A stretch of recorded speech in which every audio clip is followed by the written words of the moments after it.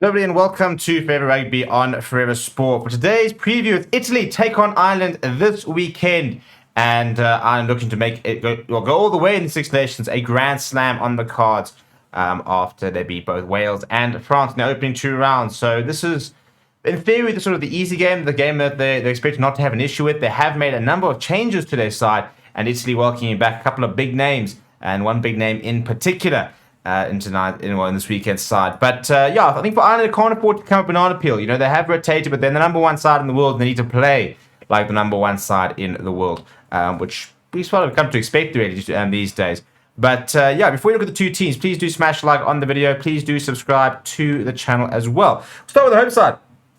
And that is Italy. And they have welcomed back a big name in the form of Paolo GARBISI. Returns the number 10 jersey. It's Italian side on the app. I really do think that this is very much a golden generation for Italy. And I think that you're not going to go and beat the number one team in the world. But if they can go and give a good account of themselves this weekend, it'll go a long way just in terms of, taking that next step and trying to be as competitive as possible. Come the World Cup, more importantly, maybe in future World Cups, getting themselves back in the top 10 in the world rankings and really sort of, becoming a I wouldn't say a powerhouse, but just a very solid team that has the potential to upset some bigger nations. In terms of the men looking to try and do that, in the front row, Danilo Pescetti, Giacomo Nicotera, and Simone Ferrari. It's a very consistent side. Not much has changed to the Italian side sort of since the end of last year. And the second row, Nicola Canoni, Federico Razza. I think those two are both very good players. I think Federico Razza is quite underrated, and the Canoni brothers are, for me, very special.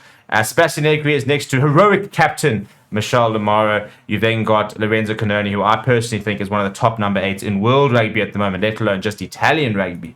I think he's got the potential to be absolutely world class, and world class in every sense. World class in the sense that he could walk into any team in the world.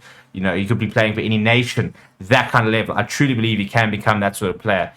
He's so young and yet playing at such a high level consistently as well. Very impressed with him. And Stephen Varney next to Paolo GARBISI, the dynamic duo, which I think they're hoping that they're going to take, this new generation of Italian rugby forward, alongside the likes of Michel Lamaro, Lorenzo Canoni, etc. Quite a couple of sort of switches in the back line. Pierre Bruno shifted to the left wing. Tommaso Menoncello into the centres next to Jean Ignacio Brex. Eduardo Padovani does start.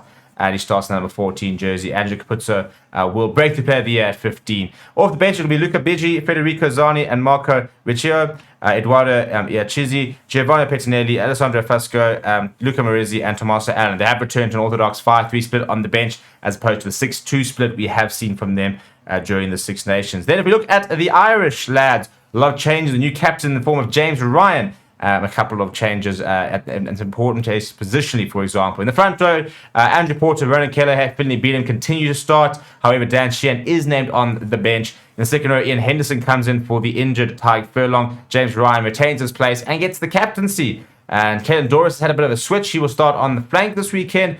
Next to Josh van der Flair and Jack Conan, British and Irish Lions, started all 3 tests against the Springboks, does start number 8. I imagine being in that position where you got Caelan Doris, arguably the full number 8 in the world, and you decide, well, we just shift to the flank and we'll bring in a British and Irish Lions flank in the form of Jack Conan. So sort of speaks to the depth currently in Irish rugby. Craig Casey, Ross Byrne, well, they came on towards the end of that French game, and it was very much interesting to see, do they genuinely have replacements for the likes of a Jamison Gibson Park, Johnny Sexton, Conor Murray? And I thought both of them coped very well. In fact, I was particularly impressed with Ross Byrne. I thought he managed that game brilliantly. But now they're getting an opportunity for the start, and interesting to see if they'll be able to really sort of get this out on the front foot and really prove that there are genuine options going into the World Cup. James Lowe, Matt Cancel, Hugo Keane is the usual back 3, but Bundyaki does get a start. He comes up with Stuart McCloskey, who drops down to the bench. Gary Ringrose, who was brilliant against France, started outside centre. Off the bench, front row is Dan Sheehan, Dave Kilcoyne, and Tom O'Toole. You've then got Ryan Beard, Peter O'Mahony, and covering the rest of the scrum. Conor Murray, Jack Crowley, and Stuart McCloskey,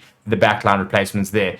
All sort of signs point to a pretty dominant Irish victory. It is in Italy, though, so they do have home ground advantage. And I would just like to see something from these Italians. I'd like to see the fight, the spirit, and the competitiveness that they're starting to bring to the game. This is an opportunity for them to really show just how far they've come. They're playing against the world number 1s who have made a couple of changes. Go out there, give them a bit of a shock, go and play well, go and score some tries, and show people that you are a project worth monitoring. Please do smash a like on the video. Please do subscribe to the channel as well. Thank you very much for watching. My name is Stephen. I'll chat to you soon.